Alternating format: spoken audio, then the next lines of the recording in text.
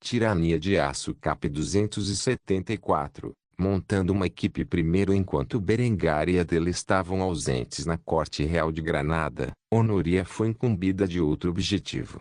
Simplificando, a princesa fugitiva que se tornou rainha corsária estava no meio da busca por uma tripulação. No momento, ela estava dentro da cidade de Cufestein, como de costume. Ela estava flanqueada pelos guardas de Berengar e protegida de qualquer ameaça possível. A linda princesa de cabelos brancos não estava mais vestida com um vestido extravagante de nobre. Em vez disso, ela estava vestida com algo vagamente parecido com os uniformes navais que Berengar fornecera a seus marinheiros. Seus marinheiros estavam vestidos como os velhos seadores elisabetanos de sua vida anterior. No entanto, Berengar tinha uniformes personalizados para Honoria e sua equipe, em vez de tê-los completamente travestidos. Ao projetar o traje corsário de Honoria, Berengar queria algo leve, confortável e fácil de se movimentar. Em última análise, o que ele criou para ela foi um par de calças justas de veludo preto com pequenos enfeites dourados e um par de botas de couro preto de cano alto. Como traje superior, ela usava uma camisa de seda cinza e carvão com um gibão de veludo preto projetado para o corpo feminino. Este gibão foi ligeiramente enfeitado com bordados dourados. Honoria não tinha vontade de usar um chapéu na maioria das vezes, mas seria um chapéu cavalheiresco combinando quando ela o fizesse. Honoria também usava um baldrique de couro preto que continha um sapo para a bainha de sua espada e um coldre que segurava sua pederneira de repetição de 4 tiros, baseada na Sambeton Flintlock da vida anterior de Berengar. Essas armas eram uma despesa enorme para produzir, mas Berengar optou por equipar ela e sua tripulação com armamento tão caro e eficaz para a segurança de Honoria. Afinal, se alguma vez se encontrassem em combate corpo a corpo com homens, estariam em grande desvantagem. Assim, sentiu a necessidade de equipá-los com armas de tiro múltiplo. Enquanto Honoria caminhava pela cidade de Cufestein, ela notou uma jovem um pouco mais jovem que ela sendo forçada a varrer do lado de fora de uma loja decadente. A garota tinha um olhar lamentável e, no momento, havia uma série de gritos dentro da loja. De relance, Honoria poderia dizer que esta garota estava com algum problema e, portanto, optou por abordá-la. No entanto, apesar de fazer isso, a garota se recusou a levantar os olhos do chão enquanto varria. Isso até que a porta se abriu e um jovem em trajes extravagantes saiu com um pedaço de papel nas mãos. Este jovem tinha um sorriso presunçoso no rosto ao anunciar corajosamente à garota à sua frente o destino que a esperava. Seus pais decidiram saldar sua dívida comigo vendendo você para meu serviço. No entanto, depois de dizer isso, a menina se recusou a fazer o que lhe foi dito e continuou a varrer o lado de fora da loja. Ela sabia que enquanto a guarda do duque estivesse por perto, nenhum mal poderia acontecer a ela, mesmo nas mãos de um nobre. O homem não tinha visto Honoria ou seus guardas. Em vez disso, ele estava muito focado na jovem e bonita garota que tinha atraído sua atenção. Quando a moça não o acompanhou de bom grado, o homem recorreu à violência. Ele agarrou seu pulso e tentou forçá-la a se afastar. Imediatamente a jovem resistiu e, por isso, o homem lhe deu um tapa no rosto e começou a levantar a voz para a menina. Você pertence a mim agora. Você não é nada mais do que um escravo que comprei para minha diversão, e você fará o que lhe disserem. Quando Honoria ouviu isso, ela começou a franzir a testa e instantaneamente se aproximou do homem. Ela ficou muito descontente com esta cena. Para começar, Berengar havia banido completamente a escravidão, era ilegal e acarretava uma pena de 25 anos de prisão perpétua. Havia muitas razões para isso, mas, para simplificar, Berengar queria evitar os séculos de questões domésticas que se seguiram à escravidão americana em sua vida anterior. Assim, ao segurar o que era pouco mais que um contrato de escravidão em suas mãos e declarar corajosamente que a jovem lhe pertencia, ele estava cometendo uma ofensa grave.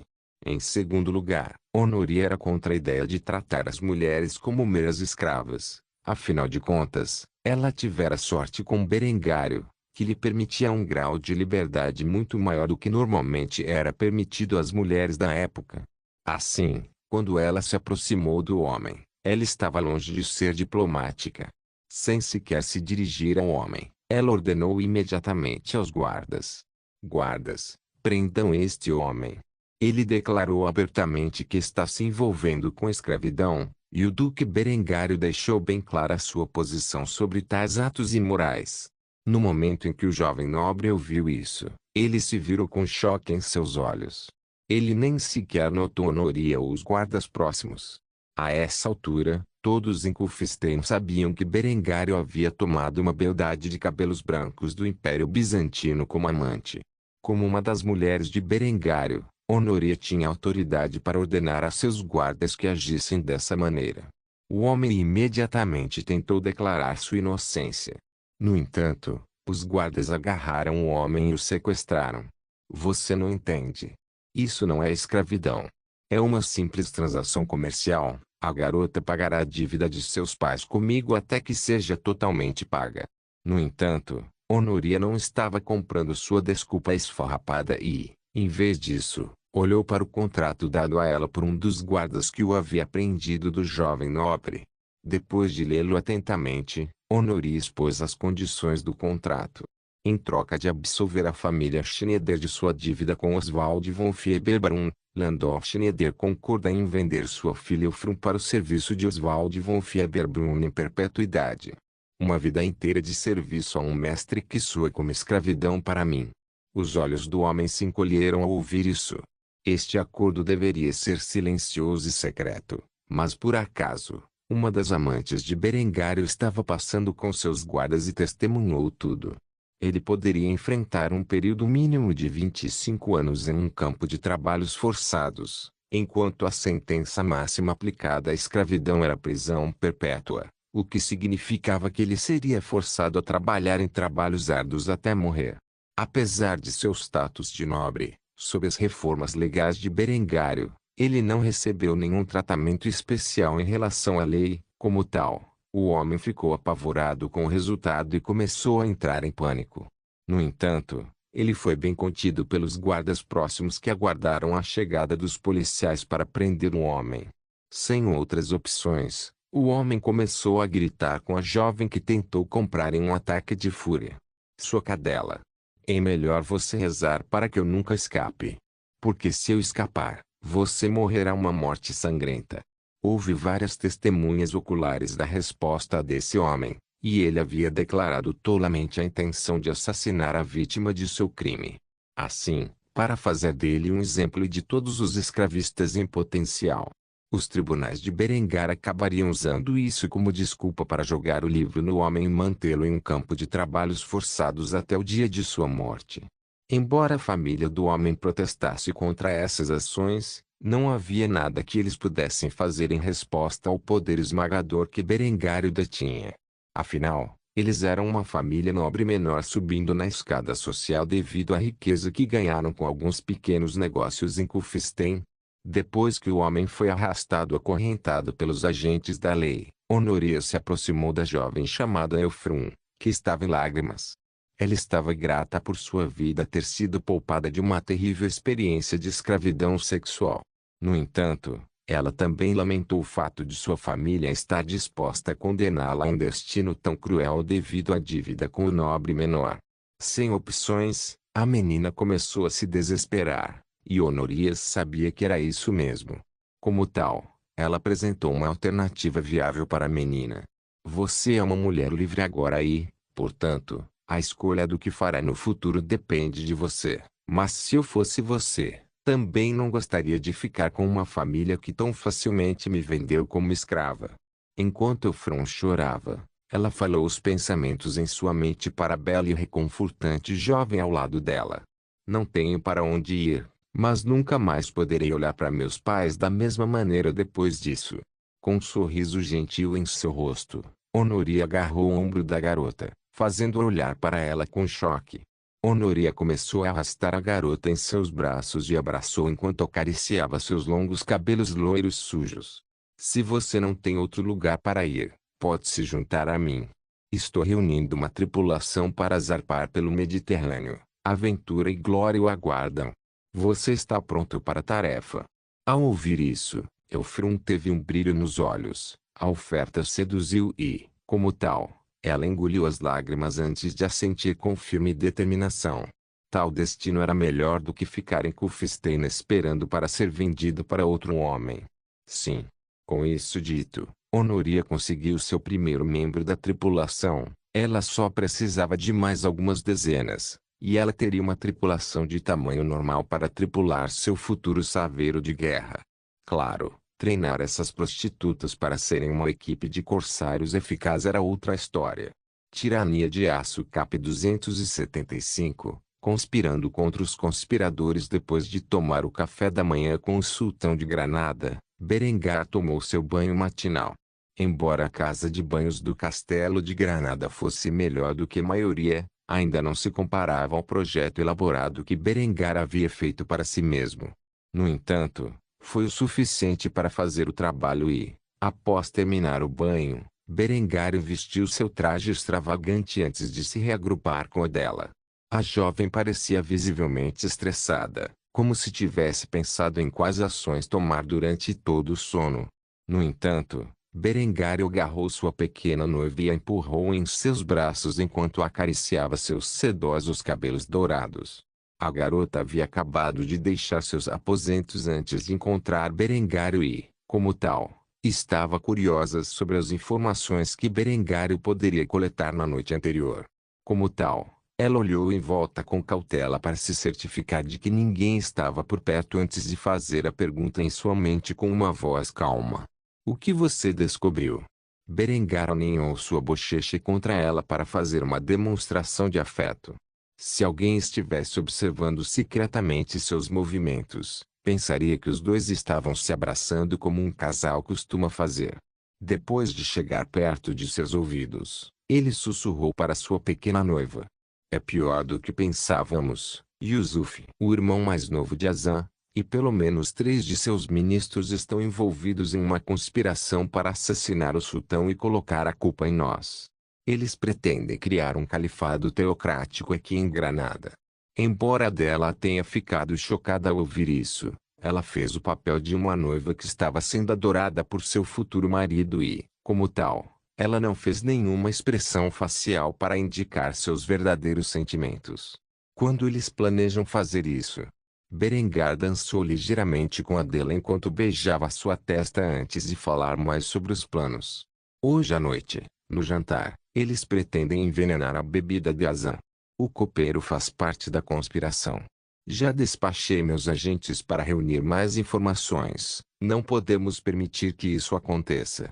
Depois de dizer isso, Berengar se separou do longo abraço e segurou a mão de Adela com força enquanto agia como se não estivessem apenas conspirando. Bem, meu amor, acho que é hora de você tomar café da manhã. Já comi com o sultão, mas vou acompanhá-lo de qualquer maneira.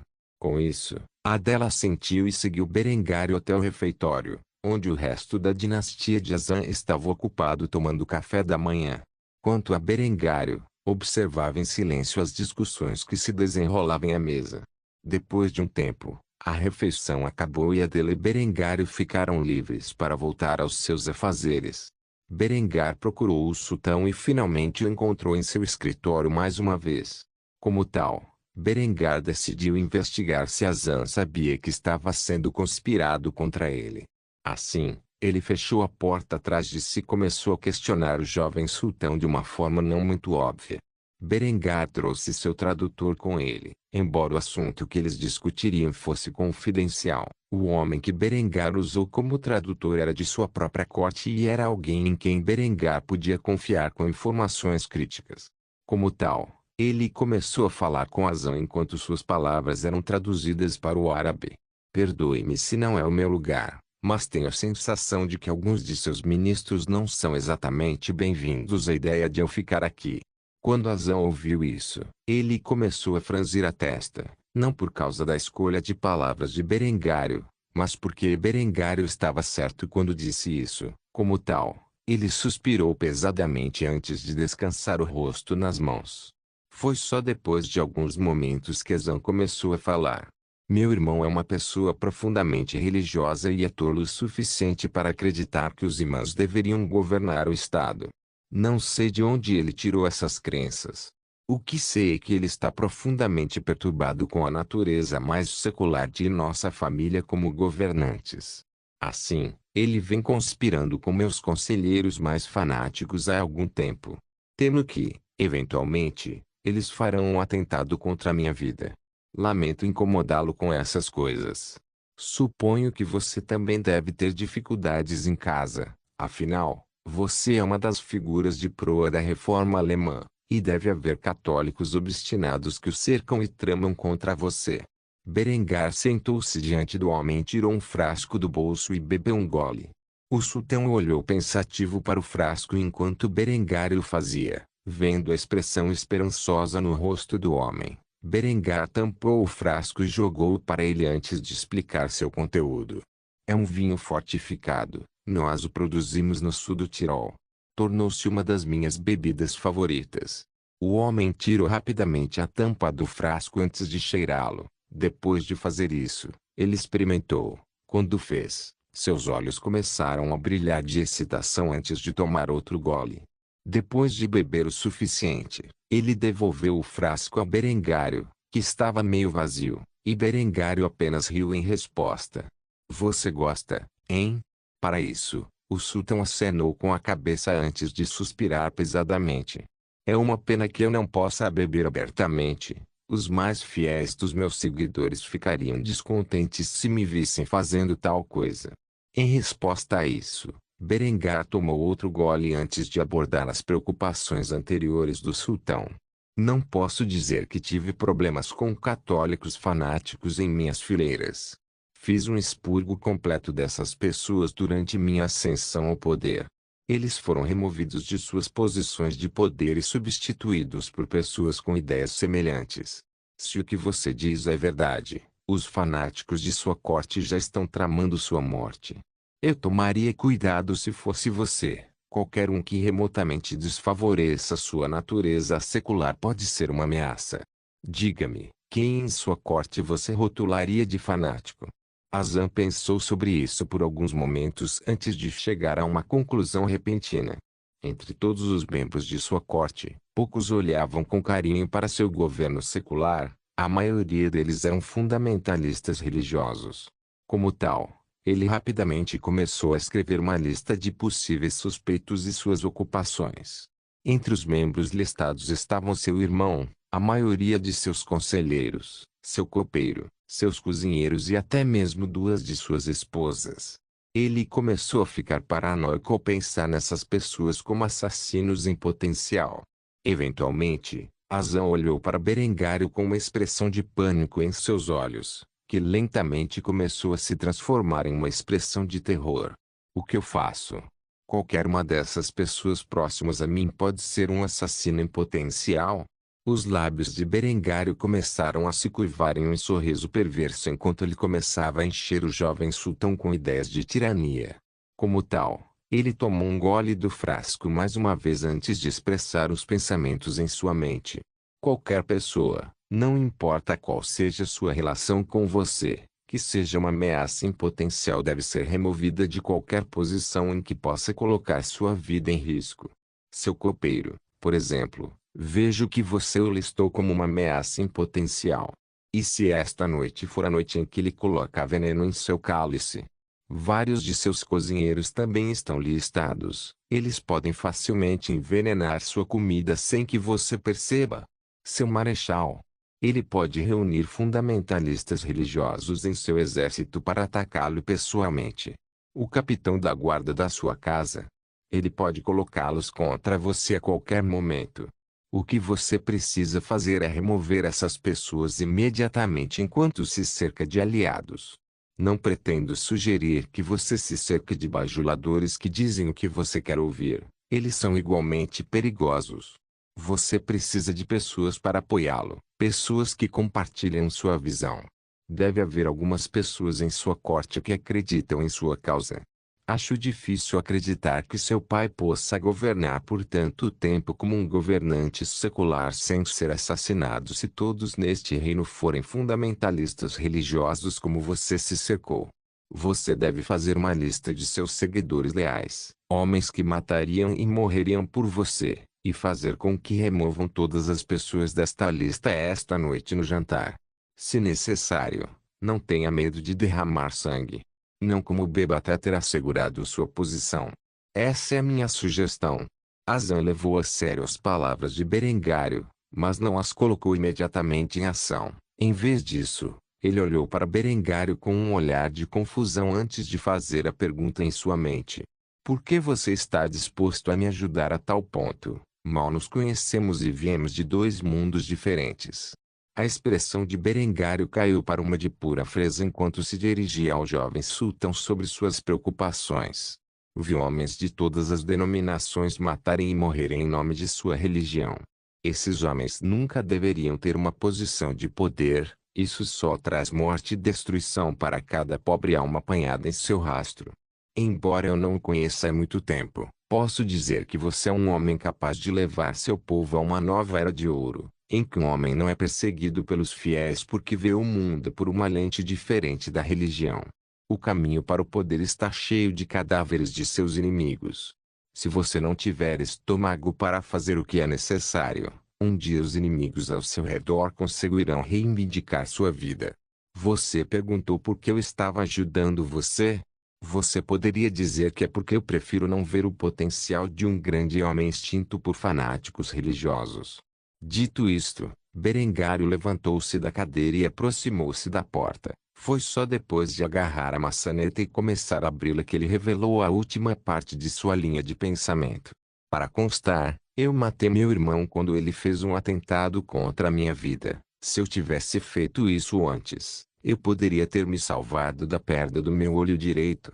Aprenda com o meu erro e poupe-se de algum sofrimento. Depois de deixar sua mensagem, Berengário deixou o escritório do sultão e permitiu que o jovem continuasse a discussão. Se Azan seria ou não capaz de sobreviver à noite, dependia inteiramente de como ele procederia com as informações que Berengário fornecera. Tirania de Aço Cap 276. Purgando a oposição, a hora finalmente havia chegado. Mais uma vez, Azan deu um grande banquete para comemorar a chegada de seus convidados do Oriente. Esses convidados, é claro, eram Berengário e seu anfitrião. Ao mesmo tempo, Azan sentou-se à cabeceira da mesa com sua primeira esposa e sua família reunida ao lado dele. Yusuf sentou-se do outro lado da mesa com seus aliados por perto. Berengar e seu anfitrião foram apanhados entre duas facções que disputavam o poder no meio da mesa. Ele não sabia se Azan havia levado a conversa a sério ou não, mas de qualquer forma, ele teria um bom show esta noite. Berengar decidiu arriscar e permitir que o jovem sultão crescesse como governante. Assim, além de ter sua guarda por perto para proteger a vida de Adelaide dele próprio, Berengar planejava sentar e assistir ao show. Ele não estava nem um pouco nervoso. No entanto, Adela estava tendo dificuldade em ficar parada. Ela estava cheia de ansiedade e temia a possibilidade de o sultão ser envenenado, e ela e Berengar assumirem a culpa. Vendo sua noiva ficando inquieta, Berengar agarrou sua mão e sussurrou para ela com uma voz cheia de confiança. Relaxa. Vai dar tudo certo. Ao sentir o calor da mão de Berengário, Adela começou a acalmar-se. Ela fechou os olhos e respirou fundo enquanto segurava a mão de Berengário com força. Com o passar do tempo, a comida acabou sendo trazida para a mesa, onde Berengar e Adela esperaram que os muçulmanos fizessem suas orações. Depois que isso acabou, Berengar olhou para Azan com intenções ocultas. Ao fazê-lo, o copeiro começou a servir o vinho de Azan. Embora Berengar não tivesse dito abertamente que o cálice seria envenenado, ele o insinuou fortemente. Assim, ele esperava que o jovem sultão não fosse tolo o suficiente para beber dela. Depois de pegar o olhar de Berengar, Azan acenou em resposta, o que sinalizou para Berengar que tudo ficaria bem. Vendo isso, Berengário começou a relaxar um pouco a mão de Adela. Em vez disso, ele começou a beber do suco de fruta que era servido para o consumo deles. Ele sabia que o seu copo não seria envenenado, afinal, ele era o bode expiatório que os conspiradores pretendiam implicar em seu crime. Assim, ele tomou um grande gole antes de colocar o cálice na mesa. Depois de fazer isso, Azan bateu em sua taça com uma colher, chamando a atenção de todos antes de fazer um discurso. Gostaria de fazer um brinde aos nossos convidados da Áustria. Vejo grandes coisas acontecendo entre nossos dois reinos em breve. Eles viajaram um longo caminho para nos ajudar em nosso momento de necessidade e, como tal, gostaria de agradecer pessoalmente Duque Berengário pela assistência que me prestou durante sua estada. Quando essas palavras foram ditas, Yusuf e seus aliados se entreolharam com olhares preocupados. Eles não sabiam exatamente a que Azan estava se referindo. No entanto, não importava. No final, Azan ainda seria envenenado e Berengário levaria a culpa, ou assim eles pensaram. Depois de dizer sua opinião, Azan ergueu o copo no ar e disse as palavras finais de seu brinde. Para uma nova idade de ouro. Berengar levantou rapidamente o copo e respondeu antes de beber seu conteúdo. Quanto a Azan, ele não tomou um gole do copo e, em vez disso, colocou-o sobre a mesa, ainda cheio até a borda. Ao fazer isso, Yusuf e seus aliados ficaram alarmados. Azan deveria beber o suco de fruta misturado com arsênico, mas ele não o fez. Como tal, Yusuf começou a colocar a fachada de um irmão preocupado enquanto fazia Azan a pergunta em sua mente. Querido irmão, seu estômago está embrulhado. Por que você não bebe depois do brinde? Para isso, Azan apenas zombou enquanto empurrava o copo sobre a mesa, deslizando-o para Yusuf sem derramar uma gota. Depois de fazer isso, ele olhou para Yusuf com um olhar intimidador. Irmão, prove sua lealdade a mim e beba deste cálice. Afinal, se você realmente me apoiasse, ficaria feliz em garantir que não estou prestes a ser envenenado, não é? No momento em que Azan disse isso, os olhos de Yusuf se arregalaram em choque, assim como seus aliados. Yusuf começou a protestar enquanto tentava não beber do cálice que sabia estar envenenado. Eu não ousaria beber do cálice premiado do sultão. Seria desrespeitoso. Em resposta a isso, Azan sorriu cruelmente e falou o que pensava. Temo que vou ter que insistir. Imediatamente após dizer isso, o jovem sultão estalou os dedos. Ao fazer isso, o guarda da casa que estava presente imediatamente conteve Yusuf e seus aliados à mesa, bem como o copeiro que envenenou a bebida.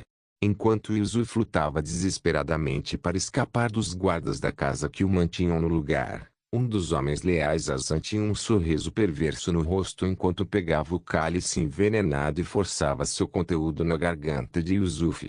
Em segundos, Yusuf começou a espumar pela boca enquanto começava a ter convulsões, acabando por falecer no local.